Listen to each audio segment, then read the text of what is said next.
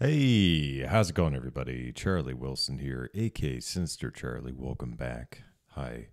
Happy Monday.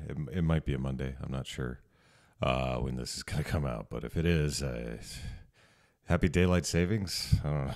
I live in Arizona. We don't do that here. We don't have daylight savings. We figured that out years ago. Anyway, Breadgate. Why every last food joint will be selling Loaves. I saw the thumbnail. It was Gavin Newsom in there, so I assume it has something to do with California. I was born in California. I'll keep my opinions to myself about Gavin Newsom.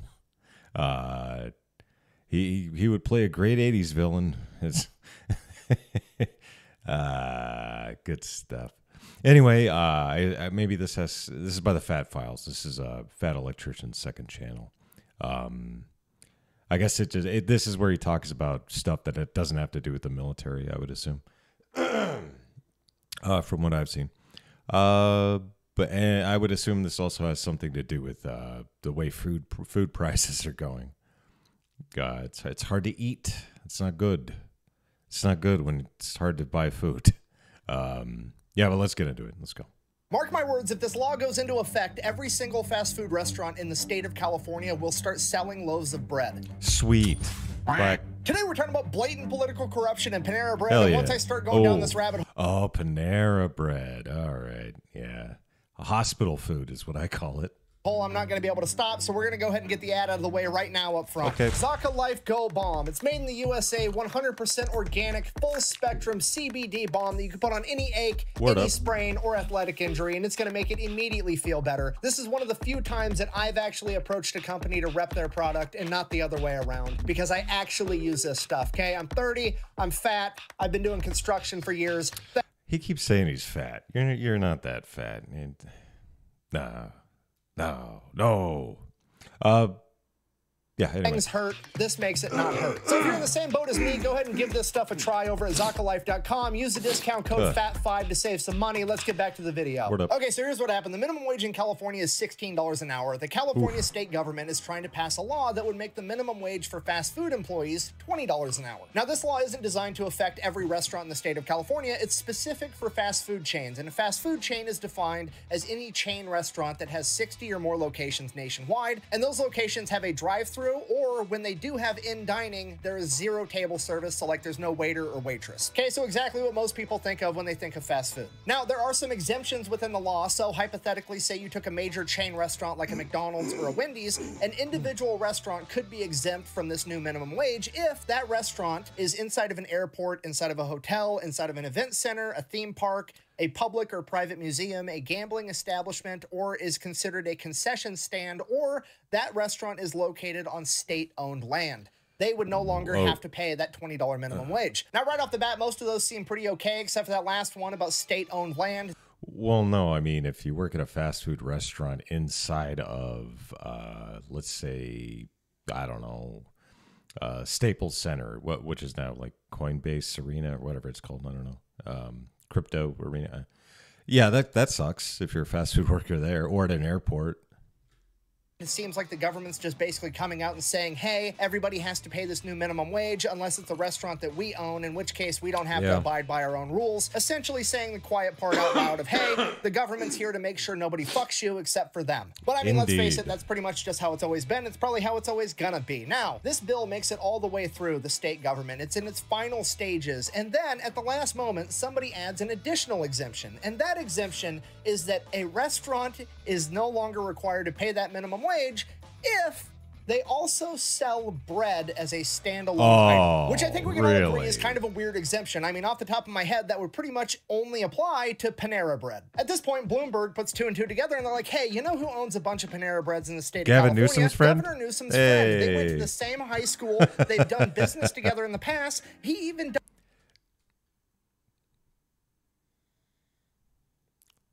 Corruption is fun.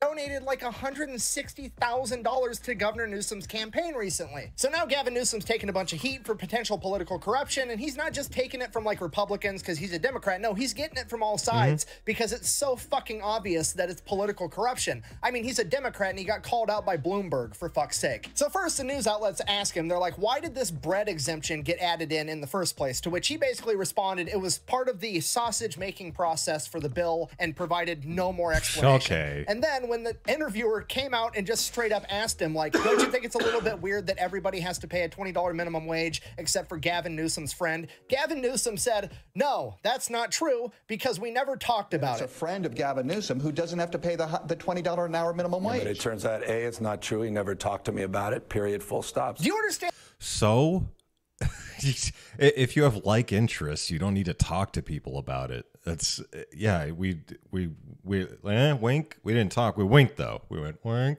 and he went.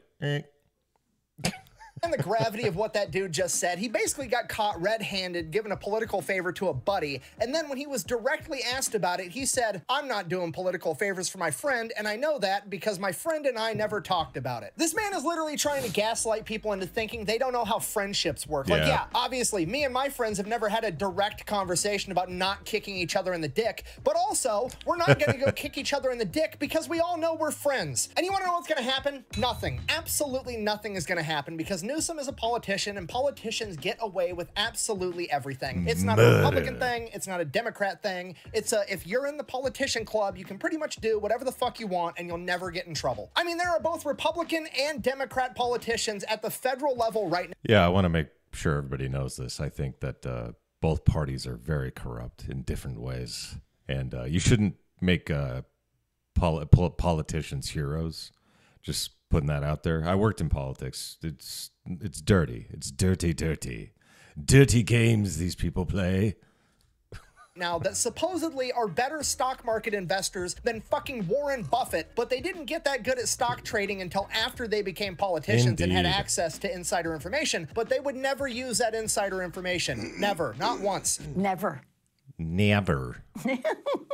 So politicians get to get away with that. Meanwhile, I'm over here getting $120 tickets because the window tint on my car is apparently too dark, even though that's the exact same tint that came on it from the fucking factory. And that's not even the worst part. Like, am I frustrated about blatant political corruption? Yeah, but I see it so much, so often, I'm basically desensitized to it at this point. The most frustrating part of this particular Breadgate incident is that it just highlights that politicians have absolutely no understanding of cause and effect. Seriously, I've got a 3-year-old that can put a 4-piece puzzle together, and I'm willing to bet a significant portion of these politicians can't. Okay, you know what? I'm just gonna show you. Let's do a thought experiment together. McDonald's has come out and said that this new minimum wage increase is gonna cost McDonald's $250,000 a year per location. Okay, let's pull up Google. How many McDonald's are in the state of California? 1,224. Okay, multiply that by $250,000. That's $306 million a year.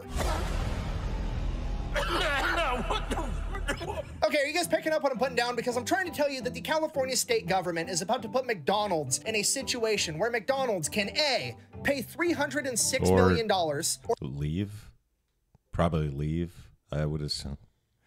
Or they can B, figure out how to make bread, bake a fucking loaf of bread inside their restaurant every day. Which one do you think McDonald's, aka one of the most successful capitalist endeavors ever, is gonna take, okay? Every fucking McDonald's in California is gonna have an easy bake oven on the front desk, and they're gonna bake a single fucking loaf of bread every day, and now they don't have to pay the new minimum wage because politicians are this fucking stupid. And then not only is McDonald's gonna sidestep the entire minimum wage, they're also gonna charge $1,000 for that loaf of bread because they fucking can. It's going to turn it into an internet meme, which is going to give them free marketing. And you know what? Some people are still going to buy the $1,000 loaf of bread just to say they did it. Remember when Szechuan dipping sauce for McNuggets was selling for $15,000 on eBay? Yeah, that's also going to happen. And remember, it's not just McDonald's that's going to be doing this. It's going to be every fast food chain in the entire state because all they have to do is bake a couple loaves of bread and save hundreds of millions of dollars a year. That's probably what they're going to do. And it's like, at least with the political corruption, I can understand it. Like, I don't don't approve of it. I'm not a fan, but I can understand the notion that somebody's willing to break the law and fuck other people over for financial gain. I don't like it, but I can understand it. I, for the life of me, cannot wrap my head around the concept of a politician, somebody that's in charge of the rules of society, not having the mental capacity to understand the simple logic of, if I do this, they'll do that. How in the fuck is that a thing? It's like they're in a Three Stooges movie and they stop, look at the rake, and then step on it and smack themselves in the face anyways. I need to watch some Three Stooges. I haven't seen that in forever.